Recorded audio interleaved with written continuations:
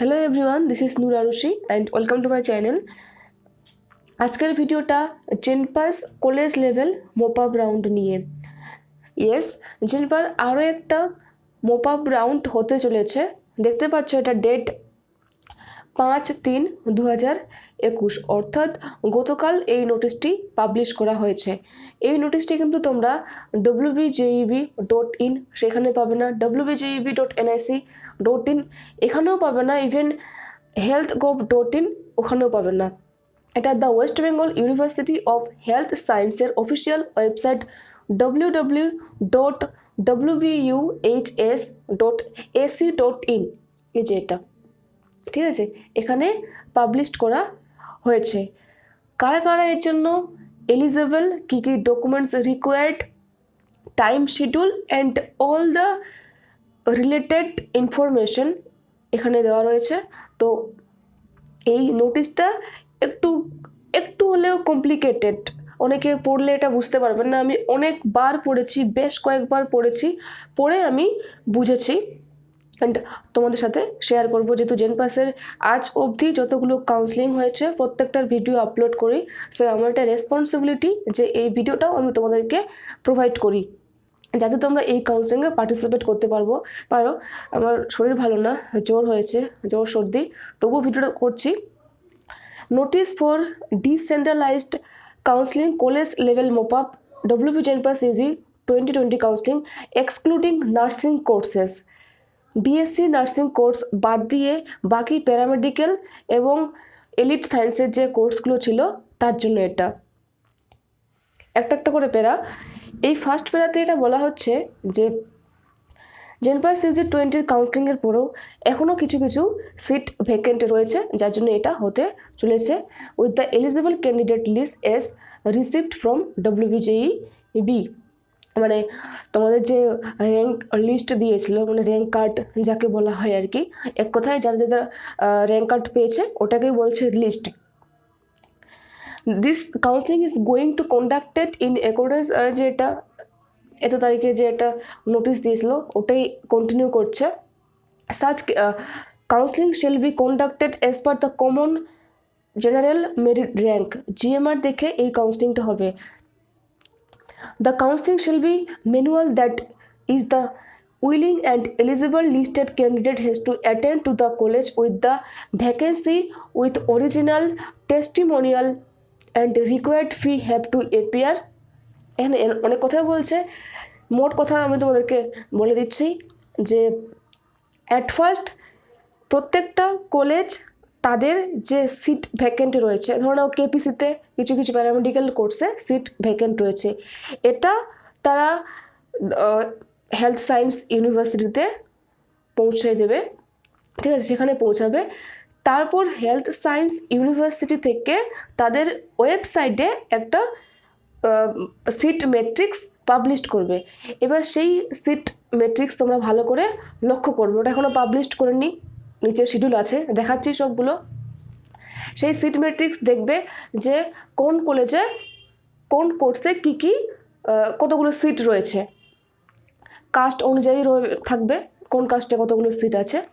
এবার তোমার পছন্দ মতো ডিজায়ার্ড, তোমার যে কলেজটা পছন্দ সেই কলেজে তুমি যাবে, গিয়ে কি বলছে যে GMR দেখে তোমার কাউন্সেলিংটা হবে।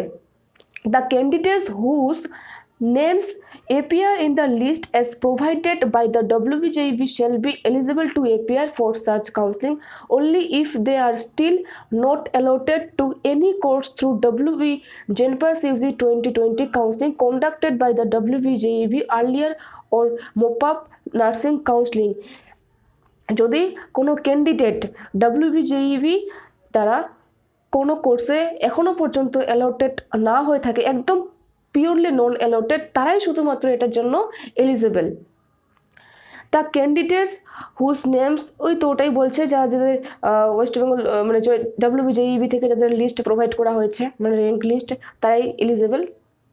এটা এখানেও এরপর কি বলছে, the candidates have to provide declaration to the admitting college to the effect that they are not presently admitted in any course obtained either through counseling conducted by WBJEB earlier or the MOPAB nursing counseling conducted earlier। এই recent যে একটা MOPAB round হলো medical college কলকাতায় এবং আগে যে রাউন্ডগুলো হয়েছে, একটা ডিক্লারেশন দিতে হবে যে তুমি ধরে নাও যে মেরিট লিস্ট মানে সিট ম্যাট্রিক্স দিল, তোমার কেপিসি পছন্দ হলো, এবার কেপিসি কলেজে গিয়ে তোমাকে এটা ডিক্লারেশন দিতে হবে যে তুমি এখনো পর্যন্ত কোনো কলেজে অ্যাডমিশন নাওনি।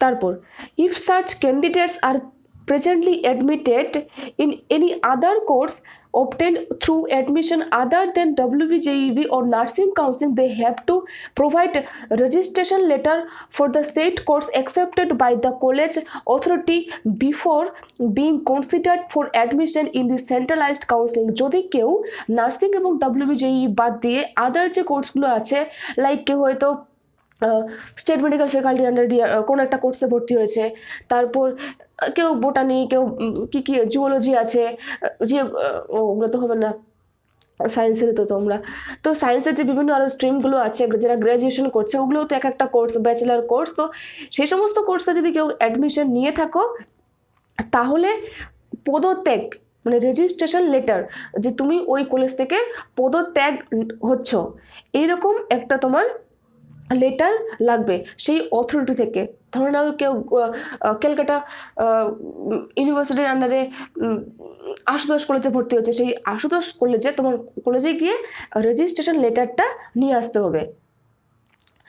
তারপর দ্য কনভার্সন অফ সিট, এখানে বলা হচ্ছে যে ধরে নাও আজকে একটা কলেজে তুমি গিয়ে তুমি তোমার কাউন্সিলিং করালে, কাউন্সিলিং হয়ে যাওয়ার পর তো যে সিটগুলো ফাঁকা থাকবে ভ্যাকেন্ট, তারপরেও কিছু সিট ভ্যাকেন্ট আছে, সেই ভ্যাকেন্ট সিটগুলো কনভার্ট করা হবে, ট্রান্সফার হয়ে যাবে, রূপান্তরিত বাংলায় যাকে বলে।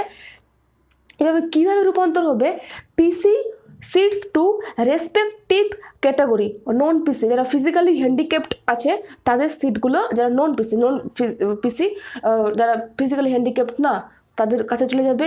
এসসি টু এসটি, যারা এসসি সিট আছে যেগুলো সেগুলো এসটি হয়ে যাবে, OBC A to OBC B, আর ইডাব্লিউএস টু আনরিজার্ভড ক্যাটাগরি, ব্যাস। তারপর আমি আরও নিচেটা তোমার দেখাচ্ছি, ভালো করেই বলবো সমস্ত কিছু। After search conversion the eligible candidate shall be called by the concerned college as per common GMR till either the last seat is filled up, যতক্ষণ না পর্যন্ত একদম শেষ আসনটি পূর্ণ হয় ততক্ষণ পর্যন্ত এই কাউন্সিলিং চলবে এবং তাদের এলিজিবল ক্যান্ডিডেটসদের ডাকা হবে। The candidates once allotted a seat shall be able to modify, হ্যাঁ যদি কেউ একবার সিট পেয়ে যায় তারপর কিন্তু তুমি সেটার পরিবর্তন করতে পারবে না। They have to take admission, তোমাকে অ্যাডমিশন নিতেই হবে at the allotted college within stipulated date, নির্ধারিত যে সময় তার মধ্যে তোমাকে অ্যাডমিশন নিতে হবে। অরিজিনাল ডকুমেন্টস প্রোভাইড করতে হবে, কলেজের ফি দিতে হবে। If allotted candidate fails to get, তুমি যদি এই সমস্ত রিকোয়ারমেন্ট দিতে ব্যর্থ হও তাহলে তোমার অ্যাডমিশন ক্যান্সেল হয়ে যাবে। The eligible and willing candidate has to report to the desired college, যেটা আমি তোমাদের বললাম যে তুমি যে ডিজায়ার্ড কলেজে গিয়ে যেতে হবে ভ্যাকেন্সি, ঠিক আছে। আর কখন যেতে হবে, কী কী নিয়ে যেতে হবে, টাইমটা নিজের দেখে দেওয়া আছে বোধ হয় 12টার সময়, যাই হোক আমি আগে দেখে কী কী বলা হচ্ছে নিয়ে যেতে।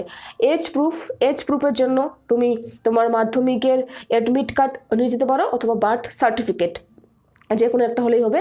ডোমিসাইল সার্টিফিকেটে যে প্রোফর্মা দিয়েছিল সেই প্রোফর্মাতেই তোমাকে ডোমিসাইল সার্টিফিকেটটা নিয়ে যেতে হবে। ক্লাস 12-এর marksheet, print out of the candidate profile downloaded from the, মানে ওই তোমার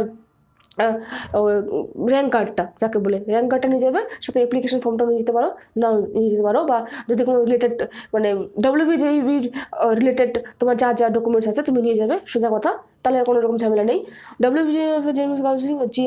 GMR দেখে হবে caste as per and course fee, college fee তো লাগবেই। If the candidate fails to the document verification, যদি আগে এট ফার্স্ট হবে কি ডকুমেন্ট ভেরিফিকেশন, আমি কলেজে গেলাম, ঠিক আছে, কলেজে গিয়ে আগে তোমার ডকুমেন্ট এই ভেরিফিকেশন হবে যেগুলো ডকুমেন্ট বলেছে, তারপর কলেজের ফি দেখা হবে তোমার কাছে সেই সামর্থ্য আছে কিনা, সেই কলেজের ফি আছে কিনা, তারপর অ্যাডমিশনটা, তো কলেজের ফিটাও কিন্তু must. The participants must be ও তো হ্যাঁ ব্যাস শেষ এখানে কথা। তারপর the details of counselling student vacancy list receipt as per common shall be uploaded website, যে তোমাদের সিট ম্যাট্রিক্স সমস্ত কিছু হেলথ সায়েন্স ইউনিভার্সিটির অফিসিয়াল ওয়েবসাইটে প্রোভাইড করা হবে। আমি তো ভিডিও তৈরি করে দেবো, ওটা নিয়ে চিন্তা নেই। The concern colleges and director, যে সমস্ত কলেজ এখানে পার্টিসিপেট করছে তাদেরকে নির্দেশ দেওয়া হচ্ছে, এটা WBJEB দিচ্ছে আর কি ওদেরকে, যে তারা যেন তাদের কলেজের নিজের কলেজের অফিসিয়াল ওয়েবসাইটে সমস্ত ডিটেল ইনফরমেশন দিয়ে দেয়, like clear guidelines on document required, fee needed, কত টাকা লাগবে, কারণ তোমরা তো জানো না কোন কলেজে কত টাকা লাগবে, ওই জন্য WBJEB তাদেরকে নির্দেশ দিচ্ছে তারা যেন সেটা প্রোভাইড করে দেয়, তাহলে তোমাদের সুবিধা হবে। On a given date during the process, decentralized counseling, the eligible and willing candidate has to attend, এই যে বললাম 12টার সময়, তখন ওই প্যারাতে আমি এটাই বলতে চাইছিলাম যে 12টার সময় পৌঁছাতে হবে উইথ রিকোয়ার্ড যে লাগবে ফিটি হ্যানতেন, admission as per common GMR college fee, instructor note to allow any further candidate who, যদি কেউ দেরি করে পৌঁছায় তাদেরকে কিন্তু অনুমতি দেওয়া হবে না কাউন্সিলিংয়ে।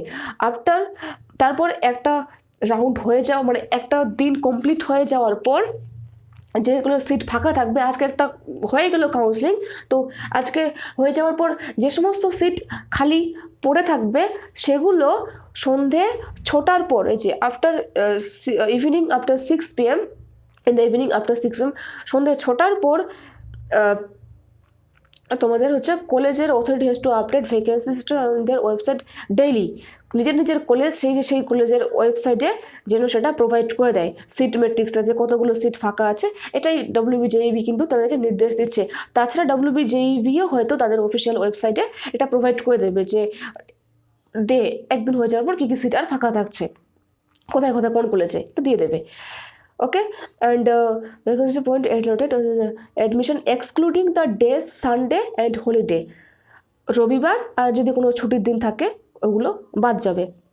এবার আসছে টেন্টেটিভ শিডিউলে, মোট কথায় ইনফরমেশন অ্যাবাউট এই যে কোন কোন কলেজে সিট ভ্যাকেন্ট আছে না আছে, এগুলো তোমার হলো স্প্রেডশিটে চলে যাবে অফিসে, রেজিস্টার্ড এই অফিসে চলে যাবে হেলথ সায়েন্সের 9ই মার্চ।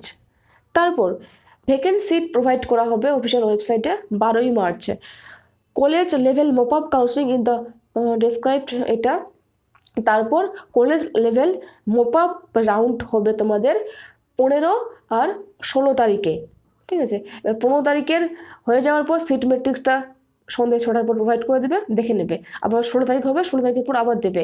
তারপর intimation of vacant category seat converted and elucidated above to reach office of the registered WB Health Science, তারপর সিটগুলো কী হবে কনভার্ট হবে 15 আর 16 তারিখ হয়ে যাওয়ার পর সিটগুলো কনভার্ট হবে। এই যে কনভার্টের যে ব্যাপারটা এখানে দেওয়া আছে, এই যে কনভারসেশনের যে কোথায় গেল ওটা, এই যে এটা, ঠিক আছে, এই কনভারসেশনটা এটা তোমার হলো নেক্সট হবে এই দিন থেকে 18ই মার্চে ওই ভ্যাকেন্ট সিটটা চলে যাবে অফিসে। তারপর ওই ম্যাট্রিক্সটা আবার দিয়ে দেবে, দিয়ে দেওয়ার পর আরেকটা college level mop up round হবে 22 আর 23 তারিখে আবার হবে, এই যেমন 15 আর 16 তারিখে হলো এরকম। তাহলে তোমাদের 15, 16 আর 22, 23 মাঝখানে খালি কী হচ্ছে সিট ম্যাট্রিক্সগুলো চলে আসবে। তো এই ছিল তোমাদের নোটিশ। যদি এটা বুঝতে কারো কোনো কোথাও অসুবিধা হয় তাহলে অবশ্যই কমেন্ট বক্সে জানিও। আমি আশা করি তোমাদেরকে ভালো করে বুঝিয়ে দিতে পেরেছি। আর এটা রিলেটেড যদি আরও কোনো রকম নোটিশ পাবলিশ করা হয় অফিসিয়াল ওয়েবসাইটে, আমি তোমাদেরকে ভিডিও করে অবশ্যই জানিয়ে দেব। আর এই যে কবে সিট ম্যাট্রিক্স পাবলিশ হলো না হলো টাইম টু টাইম আপডেট দিয়ে দেবো। সো আই হোপ তোমরা বুঝতে পেরেছো। Okay, so stay tuned and tata.